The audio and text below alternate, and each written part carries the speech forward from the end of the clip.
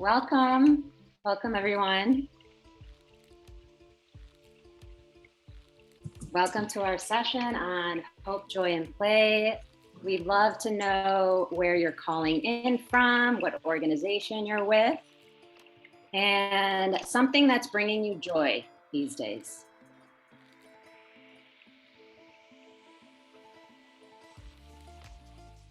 We'll get started in a little bit, just wait for people to join us. So if you're just joining, welcome. We'd love to know where you're calling in from, what organization, and what is something that's bringing you joy these days.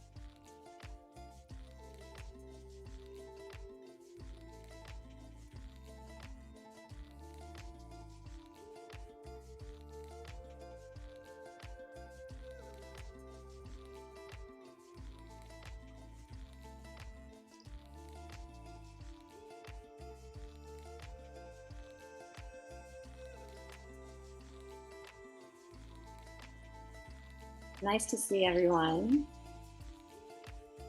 Hi, Carol. Yeah, travel, finally, right?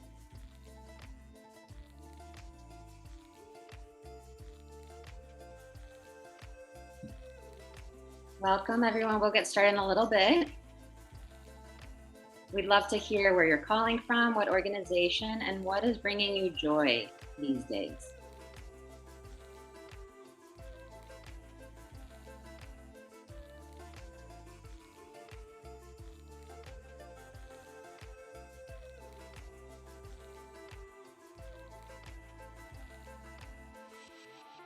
Susana, bienvenida.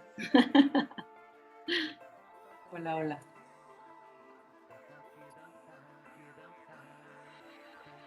Susana, calling from Scotland. Welcome, everyone. We'll just take another minute or two to get settled. We'd love to hear where you're calling from, what organization you're with, and what is something that's bringing you joy these days. Hi, Donna. Second week already. Okay. Beautiful. Sitting on my back porch, listening to the sounds of nature. Same.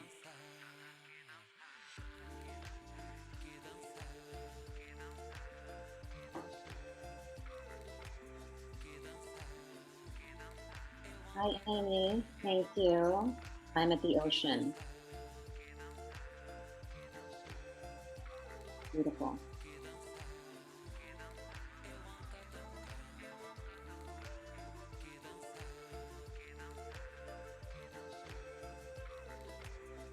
Baby in your hubby, TikTok. Thanks, Brenda.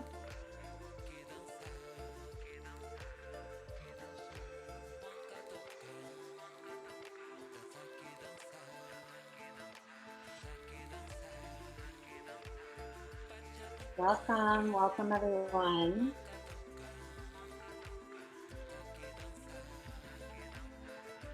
All right. Why don't we get started?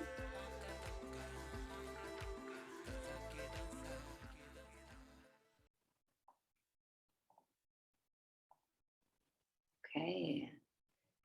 Well, thank you all for joining today for our workshop on hope, joy, and play. We'll introduce you to our fabulous facilitator in a moment. And just want to say welcome everyone from our perspective. We're Impact Visionary. I'm Carmen, and I have Tamara here with me. And perhaps we'll have some more colleagues joining us. Susanna as well is here from Scotland joining us. And we are the ones have been coordinating this well-being program with Ford, if you've joined any of the events. And this is one of our last workshops that we're going to be hosting. And without further ado, I'd love to turn it over to Hector, who's based in Colombia, and I am going to let him introduce himself, and he will be leading us today in this beautiful workshop. And if you have any technology problems, we are here as Impact Visionary, particularly Tamara, to help out. So please just send us a message. We'll do anything we can to support you. Thank you, Carmen. And thank you to all of you for accepting this invitation. to you facilitate is an organization that I work with, and we have been invited by Impact Visionary to be part of this process. And I was very greatly surprised to be invited to talk about play, joy, and hope. And what I would love for us to do today is have a conversation about what these big concepts mean for us. And I had the chance to read some of the answers that you provided to the questions that we offer as a way to invite you all to this. And of course, I found many things that I identify with. Also, as I read in the chat, the things you're writing about the things that bring us joy today and make us hopeful. So what I will do today is share with you a few of the things that these questions generate in me, and see how we can use those to talk with each other and to share with each other. And Tamara, you want, we can take away the the presentation. We're not going to do a lot of PowerPoint. That was it. And because I prefer to look at your wonderful faces, and hopefully we'll have more showing up as we start. Great, thanks. I can see some people that I know now, even if they choose a different name to name themselves. Laura. Well, so welcome everybody, and let me just share a little bit about these words, what they generate in me. When I talk about play, play has been the way I have lived my life, and I feel very lucky that I not only use play like every single human being in history, in every single culture that we know. We all learn to talk and to walk and to socialize by playing. And we are all constantly performing, playing what it is to be a woman or a man or a person that is trying to identify or to find a different kind of identity when we feel that we don't fit in what the society offers us. So in that way, we are all beings that learn through playing. It's a paradox that when we go to school, they castrate playing in us. I don't know about you, but in most schools, play is the last thing that we do. Play what we do when we're free, in the little breaks that we're given. Even though playing is the most powerful path that we all have to learning. And not only we humans, when we observe nature, and when we observe especially the closest beings to us, which are our pets. I have a dog a year and a half ago, and he's still playing. And everybody that he finds, he wants to play with, even though he's a huge husky that most people run away from. But all he wants to do is play. And fortunately, in my work as a therapist and my work with organizations, families, and communities, play is the path that I conjure to help us connect to each other and to help us do what we want to do.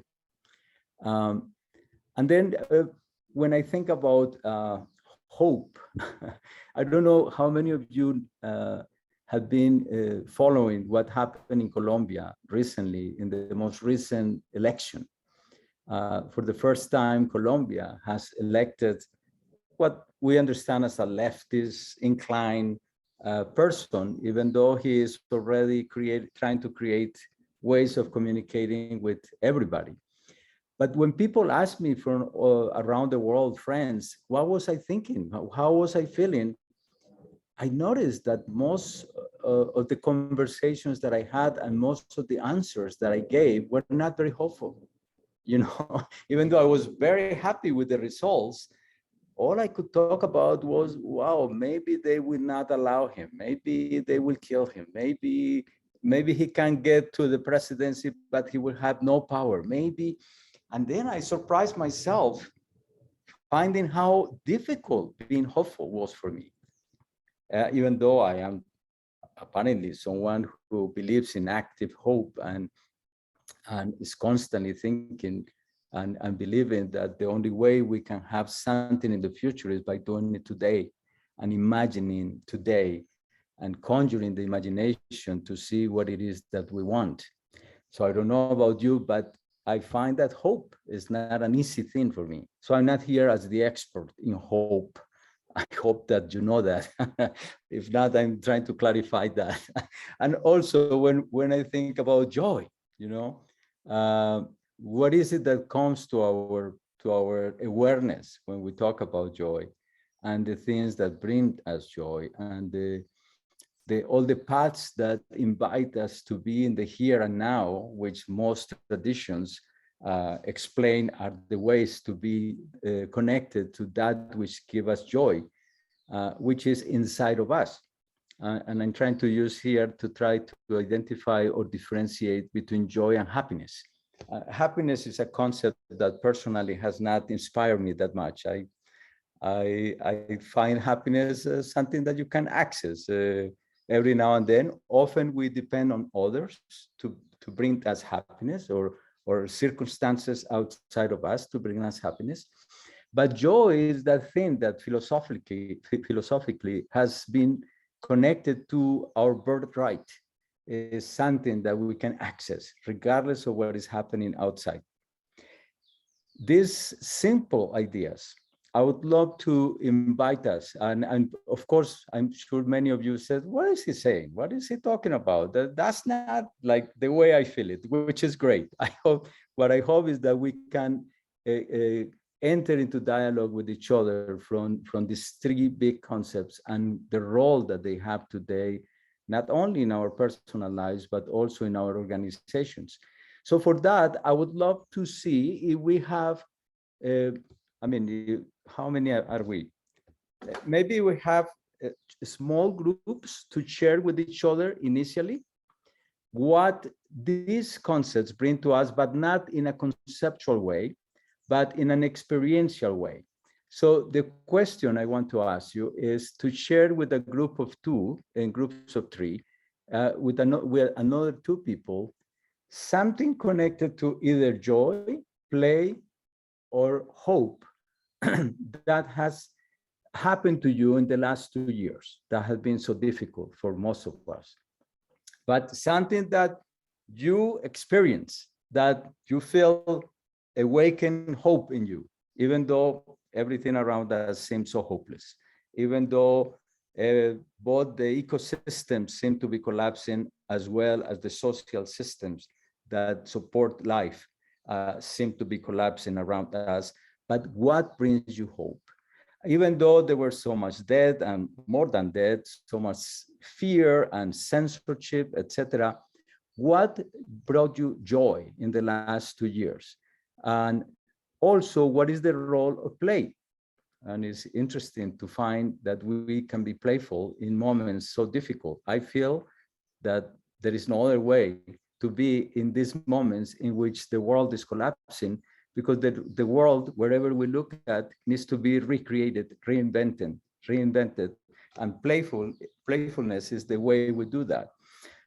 But the invitation I have is Tamara is going to put us in different groups of three, and let's give each other 3 minutes to share with the others something in you that you were present, not something you heard that happened or something that a good friend told me. No, something that you experienced, that you felt was joyful, is joyful for you, that you feel brings you hope, or that you feel has allowed you to be playful with your life, with what you do, in the way you understand that. But instead of defining the concepts, my invitation is that you describe an event in as many details as you can with 3 minutes.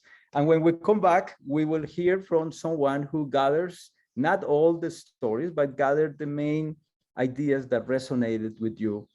And we use that to engage in conversation. Is that okay? Is it clear? And if it's not, play with it. you know, make it clear for yourself what you want it to be. And so Tamara is going to put us somewhere, I don't know where, in the stratosphere. And we have 10 minutes. No, see, 339. Yeah, 10 minutes, and then we'll be back. Okay. So Tamara, we are in your hands now. Yes. The only question I have is, do you also want to go into a group, or? Yeah, or I will be here for those who come in, and then I will stay with them. Is that okay? If someone comes late. If not, you put me with someone. I want to share as well. You tell me. Yeah. For now, send all these gorgeous people to their rooms with 10 minutes, and we'll see who comes to us.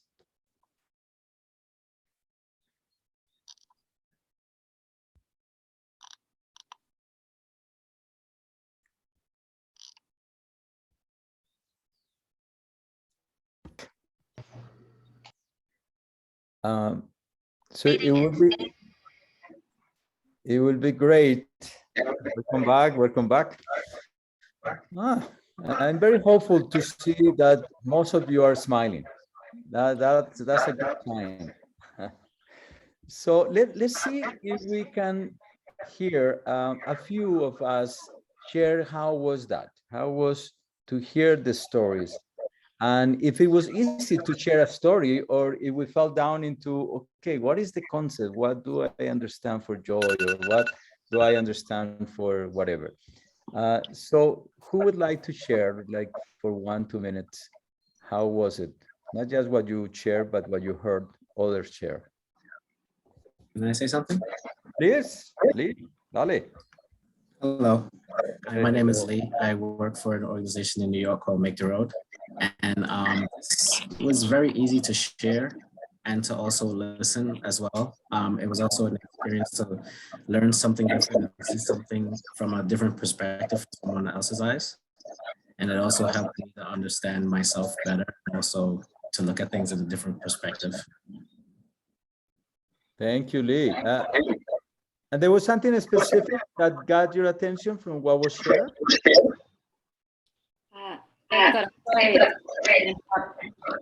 Is anyone getting an echo? Yeah, there's a big echo. Okay. Oh, it's gone. Okay. Good. Well, thank you, Lee. And this is someone else shares with us what you resonate after this conversation. Yes, Donna. Yes, thank you. What resonated for me is for both of us in sharing that a breakthrough was a transition, like a move that, you moved from one place you had been for a while and you went somewhere else. And even whether that particular move brought you hope, it was a breakthrough. It was a conduit to getting to a place of understanding and reckoning with, and then getting on the other side to finding joy. And so it was, in a sense, whether it was a move that was necessitated by need or desire, it still was a conduit to, raising your consciousness and being open to where you can find joy and where you can find hope. So something about a move from something that is, always familiar to you to something that, even if it was somewhat familiar, it still was a breakthrough opportunity for you. And I don't know if Carmen believes that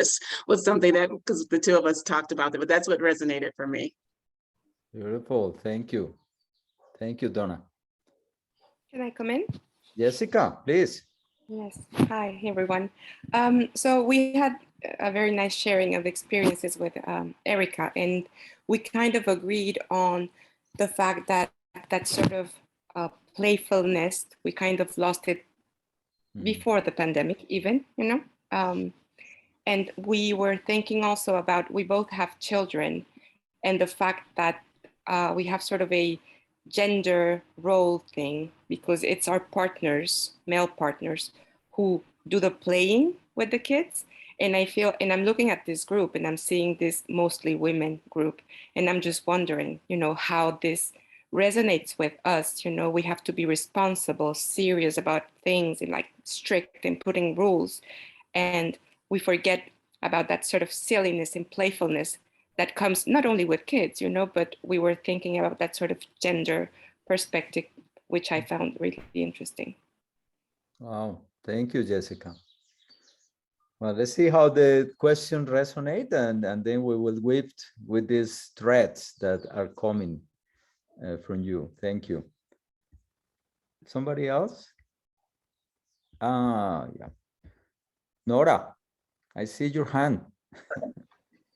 Hi. Well, my group was with Susana, and we both discovered that we're both Mexican, so that was something nice since the beginning. And then we both discovered, I think that I could sum it up in saying that we both dealt with great losses during the pandemic. And even though that after that, it came a time of like great sadness and difficult times, we both saw a lot of hope after that. And we found like different ways to maybe take those losses and learn something from it, and then kind of like seeing new opportunities and new lessons from it. So I think that's like the main thing. We both had losses, but we both had a lot of hope after that because of the things that we learned from it. Thank you, Nora.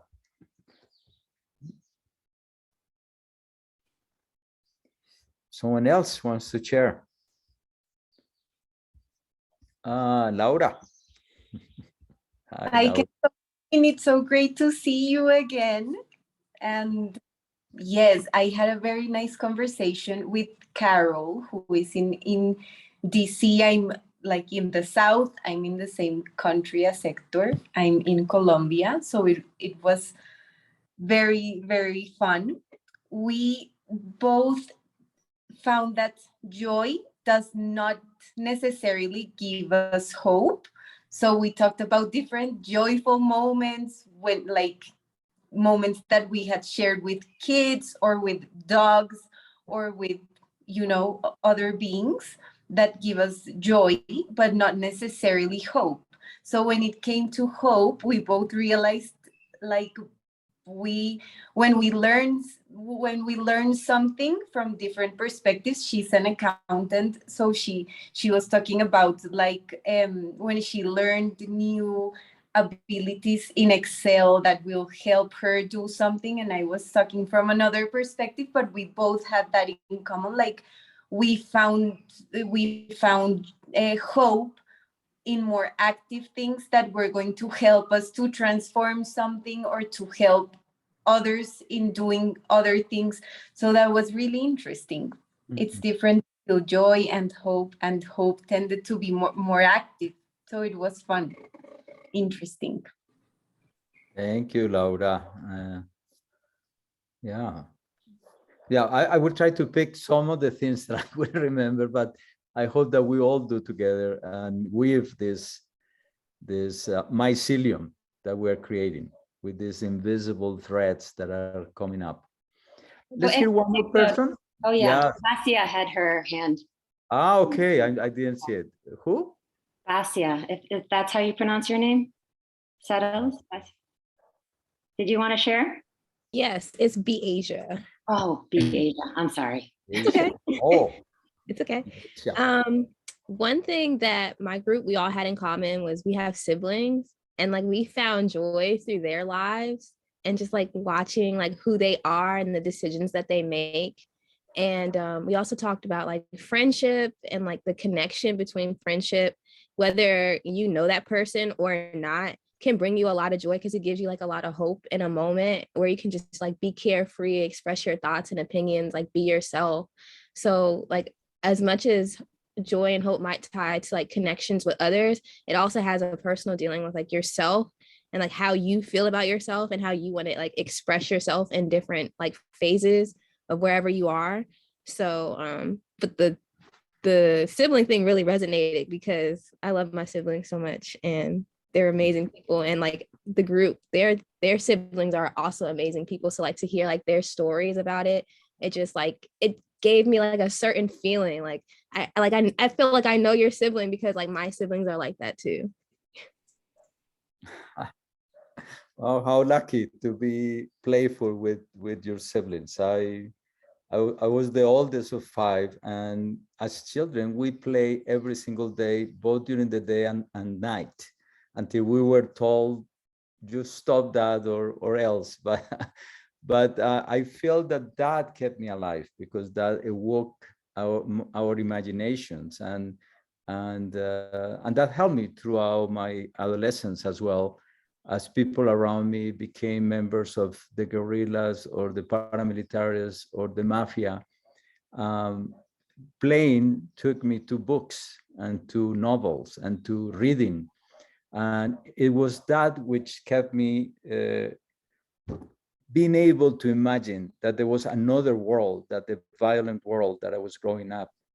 And later theater became the place where I literally saved myself from dying an early death, as all of the kids that I played soccer with when I was a kid in Medellin, Colombia, that was becoming not only the place of the big drug traffickers, but was also becoming the most dangerous place in the world, the most dangerous city. So I'm using the Asia to share a little bit of what, and to start weaving some of the beautiful things that you share. I love that the person who is sitting here is 62 years of experience, but we have over 2,000 years of experience here. And one of the things that I love to do when we have these encounters is how we conjure at least a little bit of the collective intelligence that exists in the groups, because we are so used at the expert there in front of us and listening to the expert. And what I learned from life is that the main book that we need to read is the book of our own lives. And yes, let's read every book that we can, but I had 2 careers in university. They never invited me to read my own life and to see in my own life the sources of the wisdom that I was seeking all the time. And yes, we find a lot of good signs and good orientations outside, but it is inside, it is the self-knowledge that we can, that can allow us hopefully to connect to ourselves. And I will offer some things not for you to agree with. It's just the things that are making sense with me right now. They can change at the end of the meeting, I hope, but some of the things that connect in me this question about playfulness, joy, and hope. And is something that I learned working with youth in the United States and working with what they call troubled youth, although I have not met any youth who is not in trouble today, and youth at risk. So I work a lot with gang members, and I work a lot in prisons in the United States, the country with the most prisoners than every other country in the world. 25% of the world prisoners are in the freest country in the world. It is a contradiction, but so working with them, I was always seeking stories to bring to them, and seeking mythologies and seeking other ways of understanding the ordeals that they were going through. And maybe this connects with the idea of change, the things that change our lives. And then I started connecting to the cosmologies that talk about the fact that all of us come to the world carrying gifts, that each one of us is a gift to life. And the Greeks call it the daimon, or the resident spirit on each person. The Romans call it the genius, and the fact that all of us have a genius, not an IQ of 134, whatever it is, no, that all of us have a very unique way of seeing the world, of looking at the world, that we bring to the world because the world needs it. The Native American calls it the medicine, that which we learn through our lives that we can give to the world.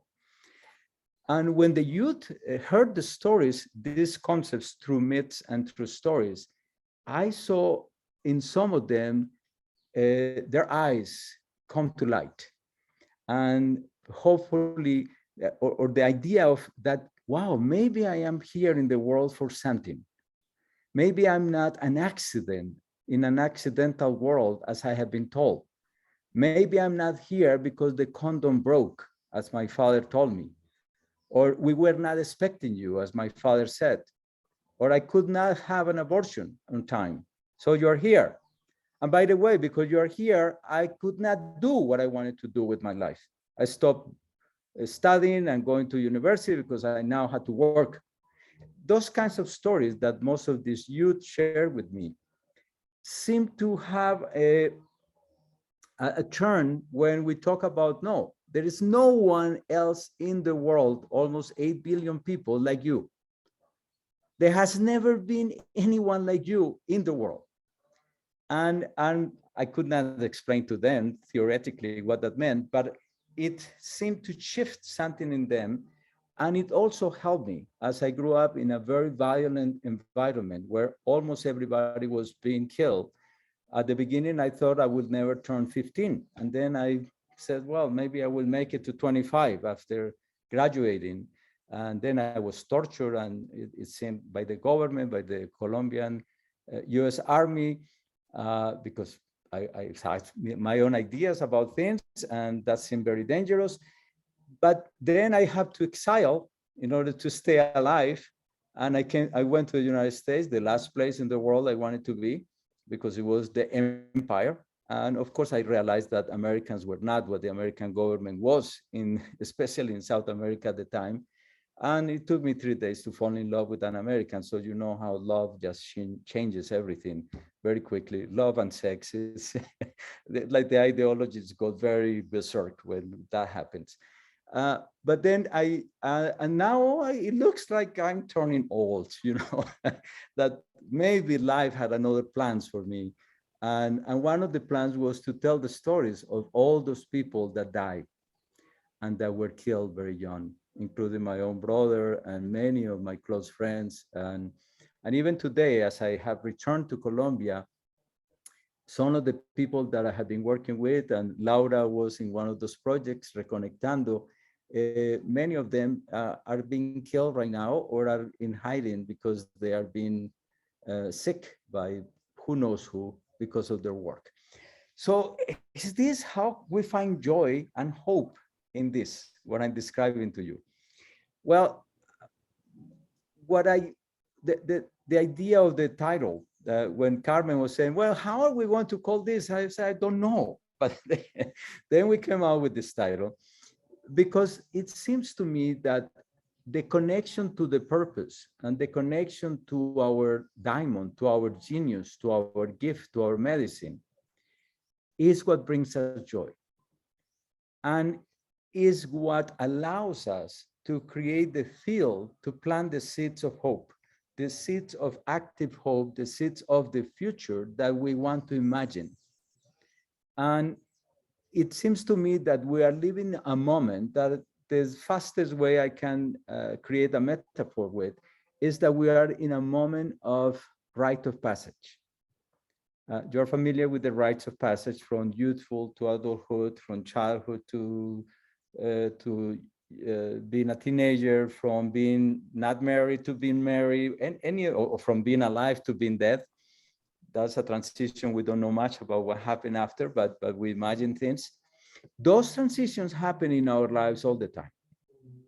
And traditional cultures and Aboriginal cultures used to mark the transitions very clearly. They even finished those rituals of passage, the rites of passage or rituals of initiation, marking the body. So there is no doubt in anyone that you went through it, that now you are a man or you are a woman or you are this or you are that. They mark it in the body for everybody to know. It seems to me as humanity, we're going through a moment like that. The world as we knew it no longer exists. It doesn't exist. Going back to normal is a very crazy idea for me. And to begin with, it was not very normal, you know. So going back there seems to me very, very weird. But in the meantime, as we move into the new world that we still don't know what it is, there is this moment that we call the liminal stage. And in the liminal stage, there is a lot of uncertainty because we don't know where we're going. No one knows what is that new world going to look like. But in that uncertainty, often what happens, what is awakened is the trauma, is the fear, is the not knowing. And most of us get into traumatic moment. All our energy is collapsed in that fear of not knowing. If we're able to free that energy, that is the energy we all need to bring our gift to the world, to bring our medicine to the world, to give our life, our energy, our passion to the world. And it seems to me that that's the big invitation that we have. And it seems to me that that is what will bring us joy. It's a space of playfulness in the sense of spontaneity and creativity and imagination. I connect playfulness with that, or that's what I try to conjure when I work with kids, with groups, kids or adults, is to conjure our capacity to imagine the world that we want. Because I was raised and trained on describing what I didn't like. And that was not very hopeful or very helpful to the world, because for me, being critical, or all of us to being critical of what is there, doesn't take much imagination and often doesn't offer alternatives. But if we connect to our medicine and our gift, that is the path in which we can offer something to life, and we can create the world that we want. I'm trying to look at your faces in these little squares to see if any of this resonates anywhere or doesn't, which is fine. But that is what has been coming to my mind as Carmen invited me to be with you in this conversation. And then I will give it to you in an example. Last week, I had the honor to be with six women that Laura met. Some of them went through a process of a project called Reconectando. And because of their stories, the unique beauty and power of their stories, I invited them to create a play. And the play is called Territorio Sagrado, Sacred Territory. And it has to do with their bodies that have been desacralized in many ways: rape, torture, they lost people in their families. Some of them have witnessed massacres. Many of them have witnessed the massacre of nature around them, of their territories. And so I'm working with them. And we met in the jungles of the Sierra Madre in Colombia. And we found this beautiful theater there called Zenith. And we put ourselves in that mother's womb to create. And as we create, the most incredible stories come out of the soul, because the soul wants to heal. And every opportunity we have to heal, the soul takes it.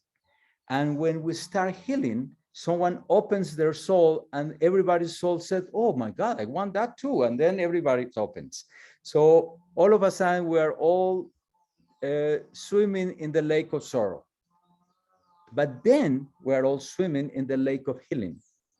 And healing with what? Healing with each other, healing with listening to each other's stories, healing with the woman who was part of the FARC guerrilla, talking about how she feels with all the people that she had witnessed being killed, including by her. But then the woman whose community was attacked by the guerrilla, who is an indigenous woman, and she and her people have no land, no territory because of this, is able to say, and now I see you, and I see you in your pain, and I see you as me. And then the woman who was in the paramilitary groups that a few years ago was the mortal enemy of the woman who is the guerrilla, are now embracing each other and holding each other and allowing their tears to melt the walls of their armored hearts to be able to heal with each other. And what I hope is that once these women, these courageous women, share their stories with us, society, with us, communities, then we can start healing each other and helping each other to go through this nightmare that has been this war, this unending war. So this is the work that I was doing this week. I call it work because I don't have a better word, but no, this is the joy. This is what brings me joy. And this is where I felt that the seeds of hope, the seeds of the new world can be planted. Because I see the wound, our woundedness as a womb also. So is the wound is the place where we had to bury in ritual ways that which no longer works, but it's also a womb where we plant the seeds of the future. Our own, so I connect to those who talk about evolving, transforming, changing. And I don't know if you have noticed that every time that happens to us, what we change is into ourselves. For example, I have the luxury of falling in love many times, but also falling out of love often then. And then, oof, life just gets broken and I feel I want to die. And I cry for 2 months nonstop in front of my kids, it doesn't matter. And then I wake up and I say, wow, there is so much beauty, and I fall in love again. But to get broken again, you know? But I noticed that they all leave me, but who is left is me. So I have to stay and I have to see what is it that these beautiful people that came to my life had given me. But I don't know, that's all I can share with you is my own experience, and maybe some of us resonate with it, maybe for some of us it's completely opposite, and which is absolutely true and okay. That week is the best definition I can give you of what gives me hope and what gives me joy, even though sometimes it's not easy, sometimes it's very harsh. And the way I do my work is by playing.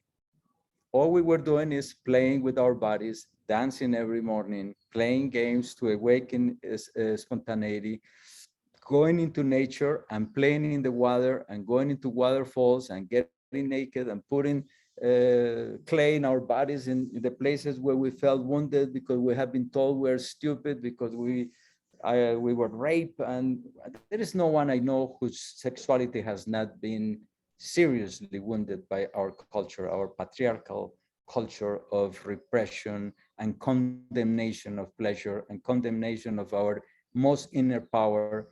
And one of the worst stories I heard was when a wonderful woman who said, I don't know what an orgasm is. And yeah, I don't know what that is. And you guys make jokes about it. I took a GAN to give massages and they made jokes about vibration the entire time. And she said, when you are making the jokes, something in me collapses because I don't know what that is. Somehow she's 50 and she said, I don't know what my clitoris is.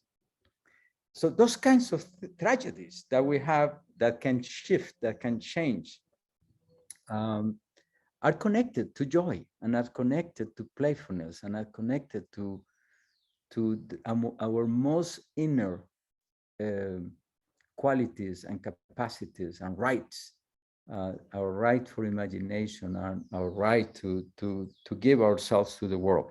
Well, I could continue talking about these things, but I would love to hear from you, whoever wants to share about that which gives you joy today, because it might inspire some of us also in that. Because for some people, it is meditation. And I wish to tell you, yes, every morning I get up and I meditate and I breathe and I connect. No, it doesn't work for me. You know, it doesn't, but for some people, it does. That's their path. And it's beautiful. My partner does Vipassana 10 days.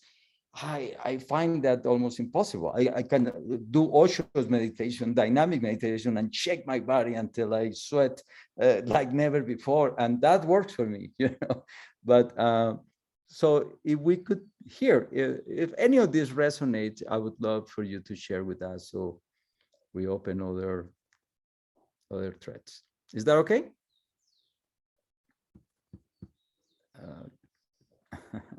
So who wants to share or?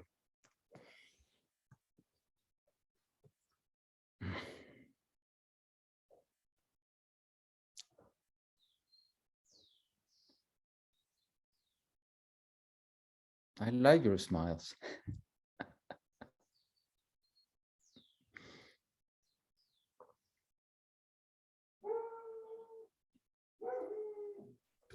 Can I share something? Please, please. So something that gives me hope is basically just moving out of my neighborhood where I live currently. I don't like my neighborhood. I live in Brooklyn, New York, and I don't like the neighborhood. It's, you know, it's not really the safest. And I'm just hopeful to move out in probably a year or two, you know, to somewhere upstate where I could enjoy nature and relax and go outside 7 in the morning and just have my coffee and just plan my day, plan my week, you know. And that's what gives me hope right now. It's just moving to a better place. Thank you, Lee. Yes.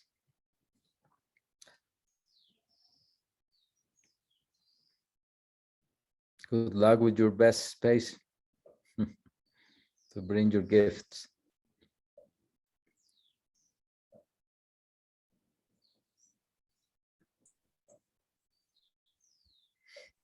Carol, yes. You know, a thing that really resonates with me right at this moment is the medical profession. As we speak, my husband is undergoing surgery, and they're going to fix him. They're going to make his life better. And I really appreciate that we have that kind of facility.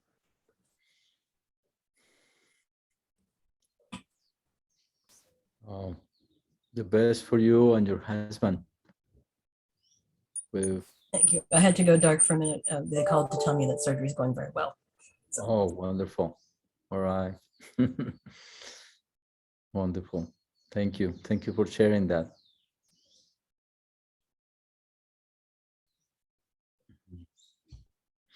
I'll jump in. Yes. So I come from Colombia too, and I have been feeling hopeful and joyful, which is not a very common emotion when we live in this kind of country. Yeah. Because of the new elected government, which I hope will be a good one, but it gives me hope.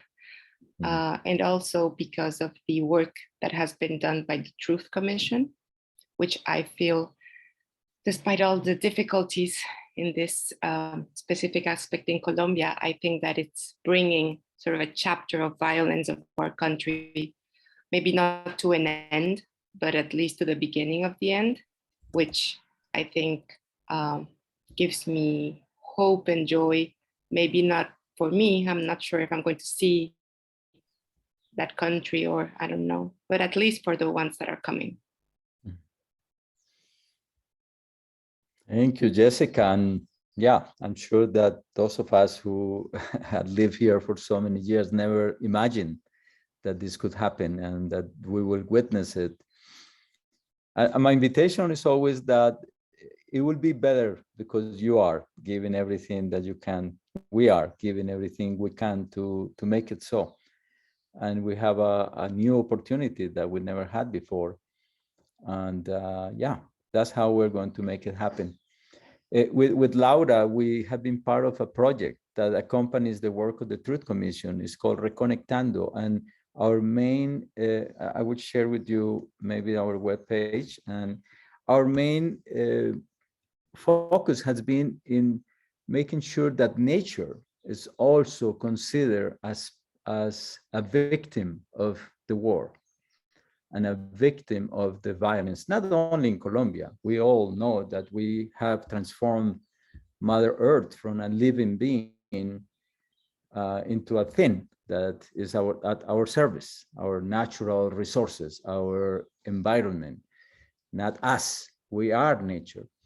And hopefully when we do the lab, we can talk about how one of the main practices that I feel is needed urgently in the world is our awareness that we are nature, that we are not above nature, that we are not the center of nature, that we are nature, and that reconnection is urgent for the world, because all these anthropocentric center on humans only efforts are going to be useless in less than 20 years.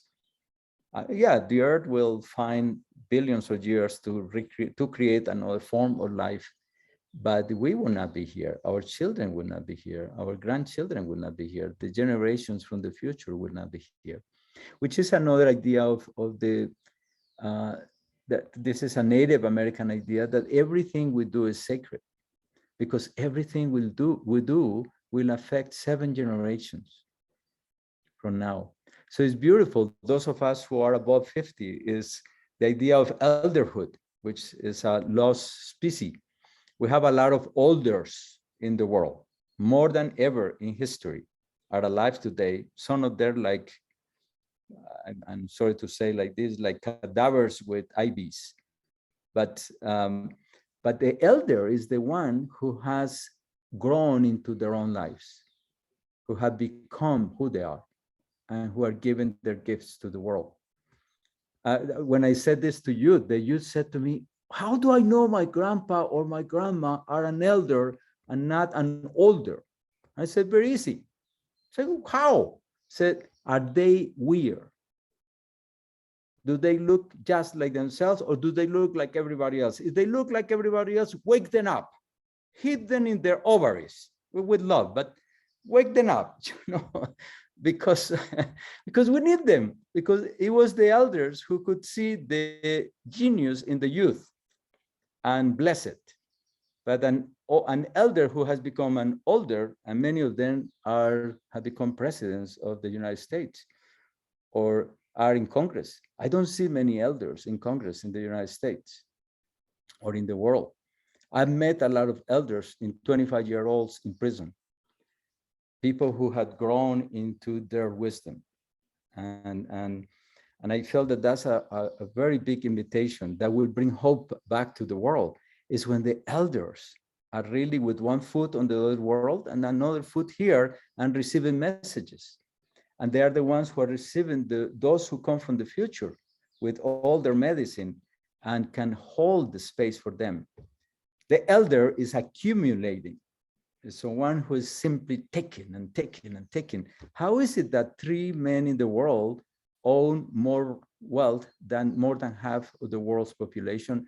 And how is it that we have allowed that to happen just in the last 60 years, since I was born?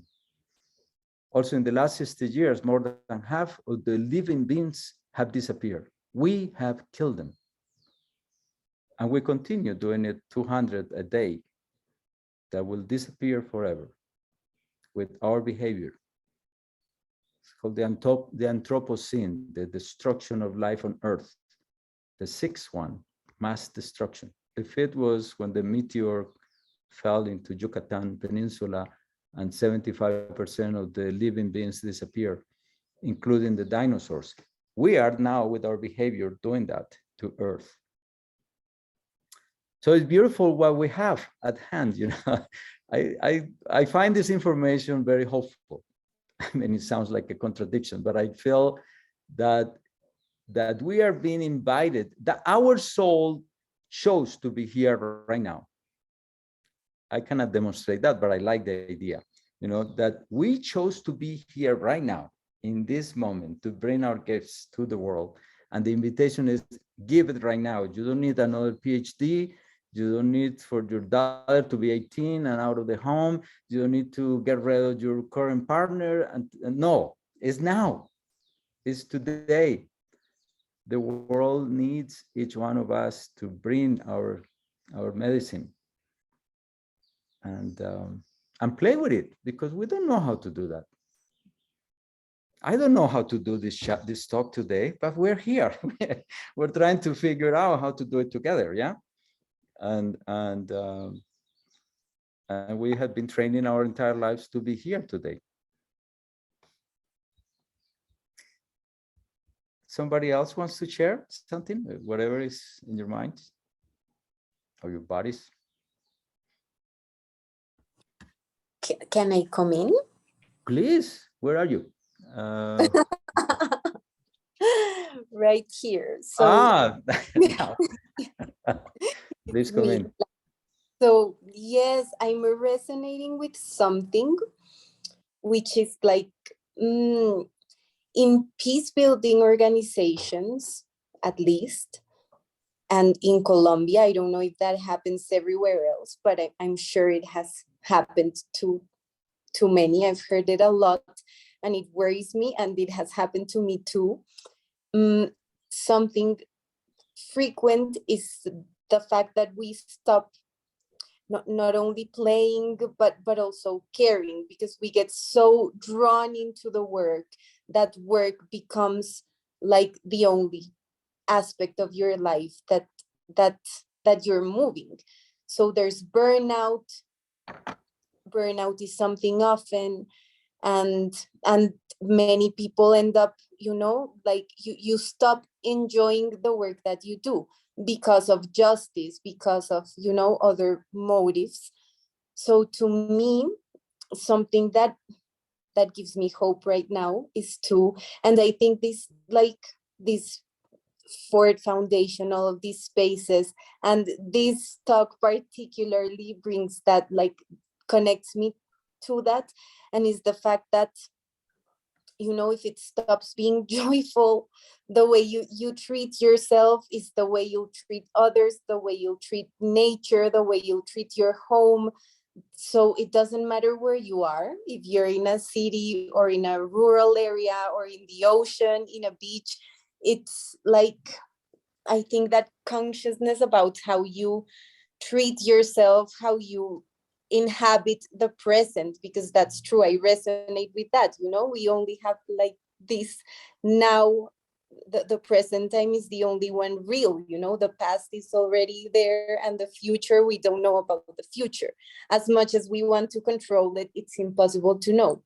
So to me, something very hopeful is to focus on my present, even if my present is to cook my lunch or something. I learned to find joy in doing that. I managed to to grow a basil plant and some other plants, which makes me really proud and happy. And just like the moment of going to my own plants and cooking my lunch, that to me, it brings me joy, because I'm doing something for me. And I think it's important to do something for yourself, especially if you're working with, in traumatized countries with your own traumas too. So that, I think, is something that must always be present, and that after I do that joyful thing for me of self-care, I find hope. Because I know that my workday will be better, or my meeting with people will go better.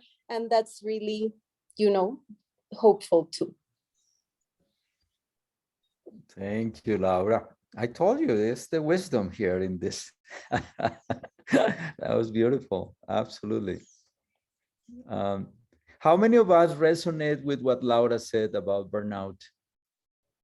About everything for everybody we're working with, about having difficulty with ourselves, taking care of ourselves? Most of us, huh? There are also pathological liars around us, but anyway, it's fine. That's a bad joke, but it's, yeah, the most common for us, those who work in social justice and work for everybody else, we are the worst caretakers of ourselves, of our families, of our children, of our environment. Yeah, and this shift is happening in me very recently. I'm one of those. For example, and I hope that in the lab we're going to talk more about direct practices on playfulness and what Laura was mentioning on the connection to nature. But I have to say to you, until 5 years ago, I live a very anthropocentric life. And yes, a good person doing good things, or in different places of the world, trying to learn more and more and more of how to work with communities, create communities, engage with imagination, even do rituals in nature. But even then, I was disconnected from nature in the way I feel today. We work with guerrilla people, and some of them have spent 37 years in prison, in prison, wow, in the jungle as a prison, because they didn't see the jungle. One of them said to me, look, I was taken by the guerrilla at age 11, and I spent literally 37 years living inside the jungle. And only in these 5 days we're reconectando, when you ask us to ask permission from the river to enter the river, I laugh. I said, what are these guys talking about? This Pachamama kind of thing.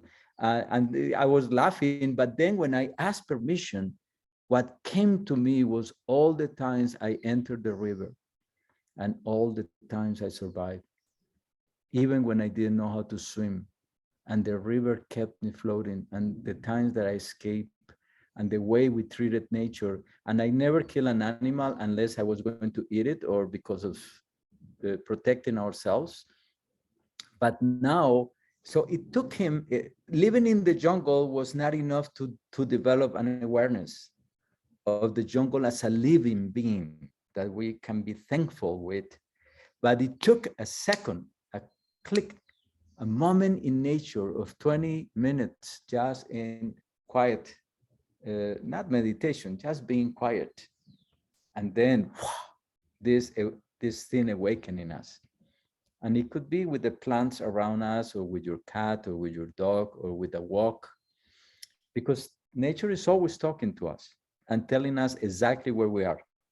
In nature, we are never lost. Nature never sees us as lost.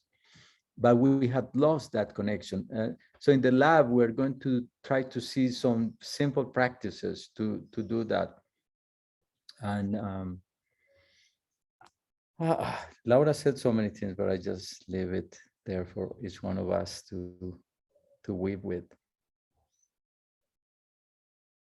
Someone else wants to share something that resonates, or comments or questions? And we have like 50 more minutes, or how much, Carmen? Oh, yes, yes. Okay, good. So then, I sort of have a question. yes. Something that we talked about in our group are sort of like the barriers to playfulness and fun. You know, like the endless list of things to do and like deadlines and stuff. But also sort of this, I don't know what to call it, like negativity bias. Like you focus on the problem, you focus on like criticizing things around you and identifying the problems, and like I guess it comes like you're sort of in this like judgmental mindset, and I feel like it's difficult to make space for playfulness with these sort of competing pressures and like judgments about everything, like yourself, inward and outward. So I was wondering if you have any sort of guidance. It sounds like you help people step out of their sort of usual way of being in some of the work you do, and I'm curious what kind of tools. Thank you so much, Julia. And do any of us identify with what Julia is saying?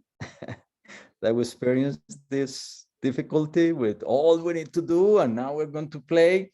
Well, there's nothing more serious than playing.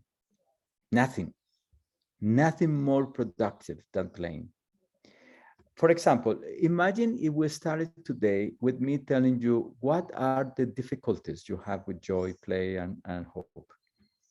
What are the difficulties? Which is how we were trained. I had 2 degrees in seeing problems everywhere. And if they are not there, I create them like this. I have a whole theory for hours of the problems. And we were told that once we identify the problems, we bring the diagnosis and how to deal with it.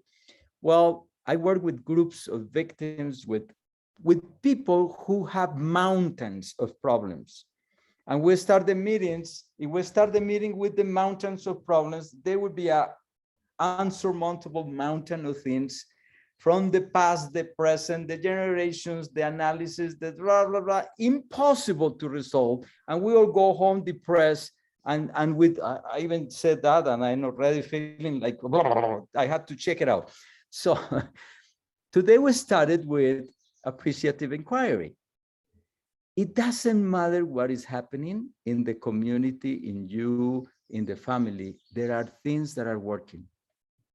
So appreciative inquiry is an invitation not to get rid of the problems, not to deny the problems, but to see what is the DNA of the family, the community, the organization that is allowing it to survive regardless of the pandemic, the lack of funding, all the things we need to do, et cetera, et cetera. And once you identify what is the glue, the love that brings you together to do the work, then you enhance that to other aspects of the organization, the work, the community, the family, et cetera, in which there is little of love, solidarity, et cetera, et cetera.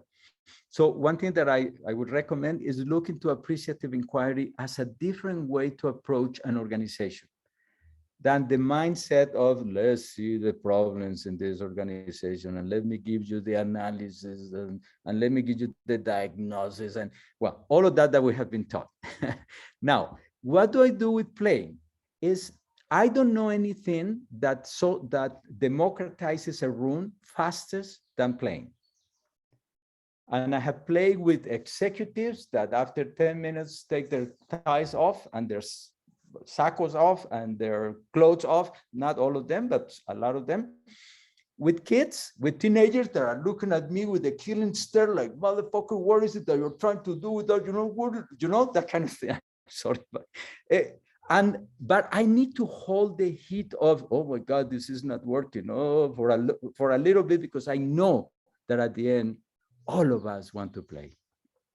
All of us wants to connect. Because when we play, we're not playing with the head. We transform our bodies as the vehicle for our head. Take me to the Zoom meeting. Sit there for half an hour, 2 hours. Take me to eat. Take me to work. Take me to the computer. Take me to making love, I hope. But no, the body, there's a body of knowledge in the body. And when we activate that, then it creates, for example, play is the main way, and ayahuasca and LSD and psilocybin, I recommend both of them, but playing to connect the two hemispheres, see? Because when we are playing, we are creating new synapses. We're moving in different ways without thinking about it. We are doing things that we often don't do. And then for the first time, the brain says, wow, this is wonderful, new pathways, new ways of doing things, When we play, all of that is happening. When we play, we are no longer those who know each other and those who don't, men and women, Hutus and Tutsis, Palestinians and Israelis, we are people playing. Gang members and officers that take care of them.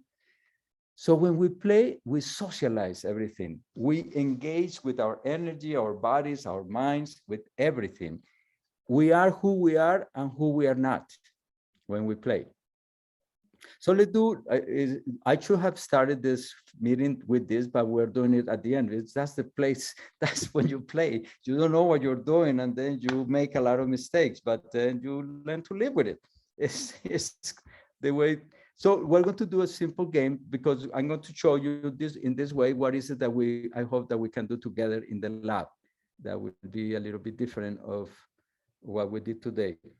Okay, I don't know why this got closed, but I'm going to invite you for something very simple. We're going to say goodbye to each other and say something we take with ourselves from this encounter, yeah? And the way we do it is not with the talk or with the word, is with the movement. So I'm going to start and I'm going to do the movement. I'm going to invite you to all please help me feel respected, meaning seen and heard by repeating my movement. Is that okay? So I would say my name. Okay, so my name is Hector and so you do it. Beautiful. And then I give it to someone. I give it to the Asia. And put your sound, please. So I just say goodbye. Yeah, no, something you take from this encounter. Okay. And then we'll do it.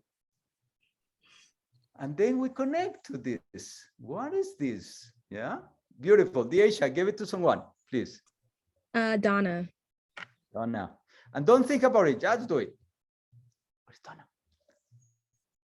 Okay. Donna, give it to someone. And if you can add a sound, great. Oh, okay. Dale.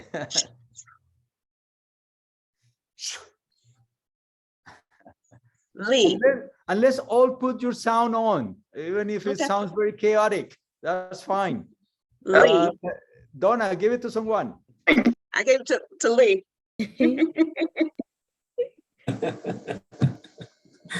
Okay, very good. Lee, give it to someone. Nora. Nora. Okay. I think it would just be something like a deep breath and Okay, do it. We will follow you. Okay, beautiful. Thank you. to Susanna. Susana.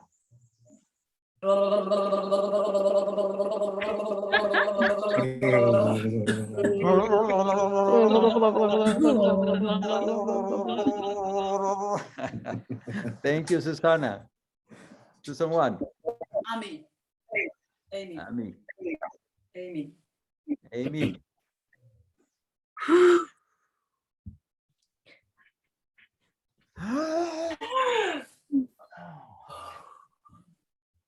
Great. Okay. Amy, give it to someone. How about the other Amy? It's all. Good. No, he already did. You see, we do the first thing that shows up.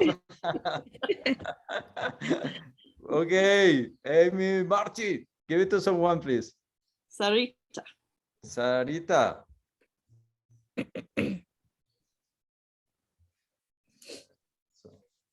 Bien. Thank you, Sarita. Give it to someone. I will give to A.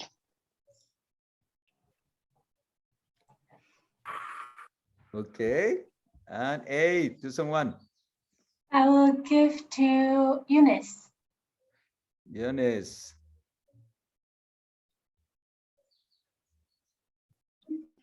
Okay, beautiful. And then those who have not done it, you are all going to do it at the same time. And we have to do it all at the same time. All right. So, so please go for it. Those who haven't done it. Ready, go.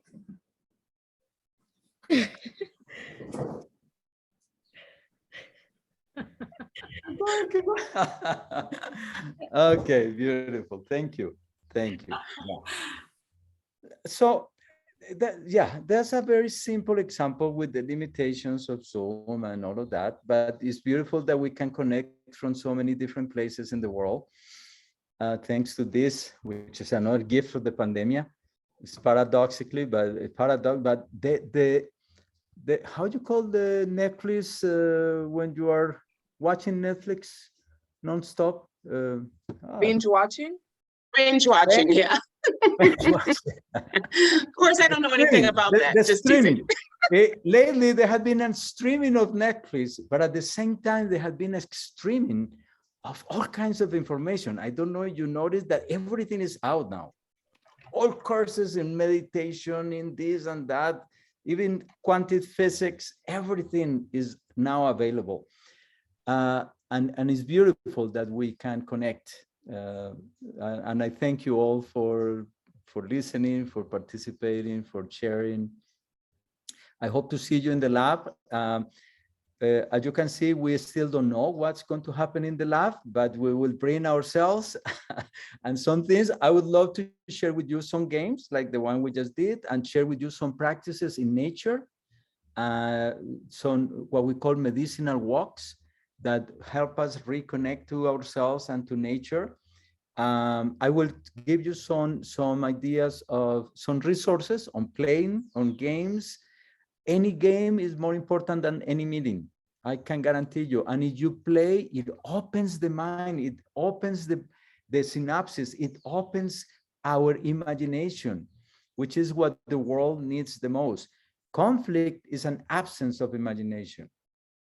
Burnout is an absence of the time for ourselves. It's that we're doing for others what we're not doing for ourselves. It's a lie. It's that simple, but it's easier. When we don't work in our trauma, we identify with the victim against the perpetrator. That is never going to heal the world. No, if you are the savior, if you are identifying that role, remember you are also a victim, even if you don't remember, and you are also a perpetrator. I was tortured. I have tortured many people. The difference is I do it in theater, I do it in my imagination, so I don't need to do damage to anyone, but I have access to those things. Yeah. So we will share some ideas, and hopefully many more will come from the group. But that's the idea for the laboratory. And please let us know what you would love to see. I also want to share with you the active hope training from the work that reconnects from Joanna Macy, which is an incredible methodology that I recommend to all of you who work in social issues. And other resources, Dragon Dreaming, Theory U. There are so many things right now available to all of us that we can use in our work to make our work more joyful and more playful and more filled with imagination, and especially filled with you. What the world needs is you.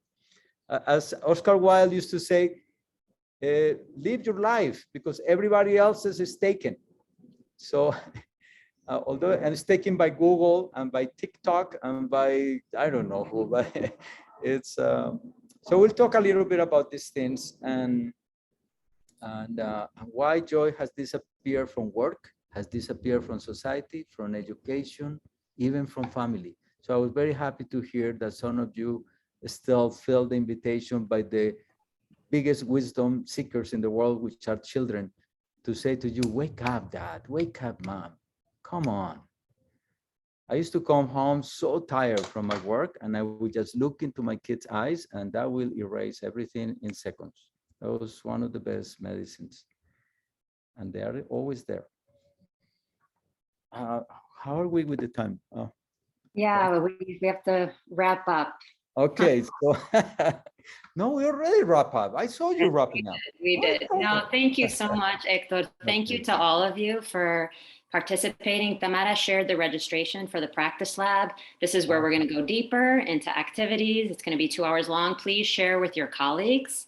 We'll send the registration out to everyone on the email list. Feel free to forward it. And then just as a resource, we have on our website, we'll have the recording of this session. There will be a one-pager eventually where we'll include resources on some of the topics that Hector shared. So that's the link. Password is build22, and you'll have all of our resources there as well. And then finally, just stay tuned for our Wellbeing Challenge, which is going to launch in September. We're having signups now, and this is just going to be a set of 6 emails. We're going to focus on different topics each week, and we're going to accompany it with a practice, and it's just an invitation. And even if you just open it and you read it, we promise you will get something out of it. And it's going to be more focused on kind of like Hector talked about, more of the positivity, the nourishment, the joy, the pleasure, rather than the negative, the burnout, which we know is important, but we're not starting with that or leading with that. So thank you all for joining. We hope you have a wonderful rest of your day and session. And thank you, Hector, for a wonderful session. Thank you, Carmen, for the opportunity, and all of you for being here. It's been a pleasure. And I hope to see you at the lab so we can play. Thank you all. Ciao, ciao. Thank you. Thank you. Bye-bye.